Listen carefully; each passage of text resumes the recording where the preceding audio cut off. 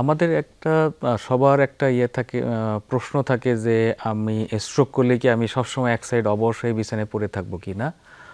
এইটা আসলেই পুরোপুরি সত্য না। তো আমি প্রথম যেটা আমরা বলি যে স্ট্রোকের কিন্তু আগে আমরা বলতাম স্ট্রোকের কোনো চিকিৎসা নাই, তো এখন আমরা বলি না, স্ট্রোক প্রতিরোধ করা যায়, মানে কারো স্ট্রোক কখনো হবেই না এটা করা যায়। আর একটা হলো স্ট্রোকের চিকিৎসা আছে, এবং স্ট্রোকের শুধু চিকিৎসা না, আধুনিকতম চিকিৎসা আছে, এবং এই চিকিৎসাগুলো আমাদের দেশেও এখন সম্ভব। যে স্ট্রোকের যদি আমরা আধুনিক চিকিৎসাটা আমরা নিতে পারি, তাহলে কিন্তু স্ট্রোক হয়ে পুরো এক পাশ অবশ হয়ে আজীবনের জন্য পঙ্গু হয়ে থাকা এটা কিন্তু এখন আর হয় না।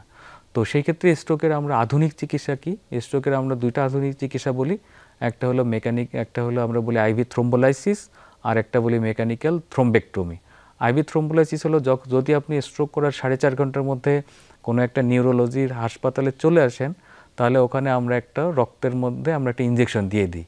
এই ইনজেকশনটা রক্তের যেখানে ব্রেনের রক্তনের যেখানে রক্তের দলা ছিল সেটাকে গলিয়ে ফেলার কারণে কিন্তু রক্ত চলাচল আবার ঠিক হয়ে যায়।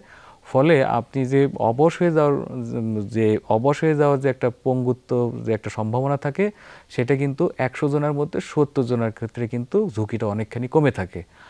আর যদি কেউ হয়তো বা 4 ঘন্টার মধ্যে আসতে পারলো না, সেই ক্ষেত্রে আমরা আরেকটা চিকিৎসা আমাদের অপশন আছে, সেটাকে আমরা বলি মেকানিক্যাল থ্রোম্বেক্টমি। আমরা যেটা করি, এই মেকানিক্যাল থ্রোম্বেক্টমি হলো যে আমরা যেরকম হার্টে এনজিওগ্রাম করে এইভাবে আমরা ব্রেনের এনজিওগ্রাম করি। ওখানে আমরা একটা সূক্ষ্ম একটা তার নিয়ে যাই, ওখান থেকে আমরা একটা স্ট্যান্ড বসাই মানে রক্তের পিণ্ডের মধ্যে, এরপর আমরা রক্তের পিণ্ড টেনে পুরো বের করে নিয়ে আসি, ফলে আবার রক্ত চলাচল স্বাভাবিক হয়। যদি এটাও করা যায় তাহলে কিন্তু আপনার আপনার 70% ক্ষেত্রে কিন্তু আপনার দেখা যায় যে আপনি আর পঙ্গু হয়ে আজীবনের জন্য বসে থাকতে পারেন না। আমি এখানে একটা আমার উদাহরণ দিতে চাই, যেমন আজকেও আমার একজন পেশেন্ট, উনি আজকে আমার সাথে দেখা করে গেছেন। ওনার বাচ্চার বয়স যখন 6 মাস ছিল তখন উনি স্ট্রোক করেছিলেন। তো আমরা কিন্তু তাকে আমাদের নিউরোসায়েন্স হসপিটালে মেকানিক্যাল থ্রোম্বেক্টমি করি। সেই ভদ্রমহিলা পুরা স্বাভাবিক আছে, তার বাচ্চার বয়স এখন 3.5 বছর।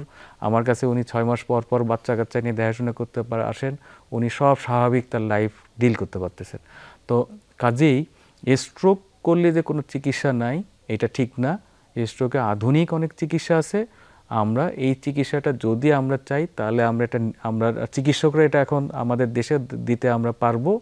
এবং শুধু তাই না, যদি আমরা এটা সচেতনতা বাড়ে, যদি আমরা যে আমি টাইম ফ্রেম বললাম, এই টাইম ফ্রেমের মধ্যে যদি হসপিটালে আসে, তাহলে কিন্তু আমরা আধুনিক চিকিৎসা দেওয়া সম্ভব।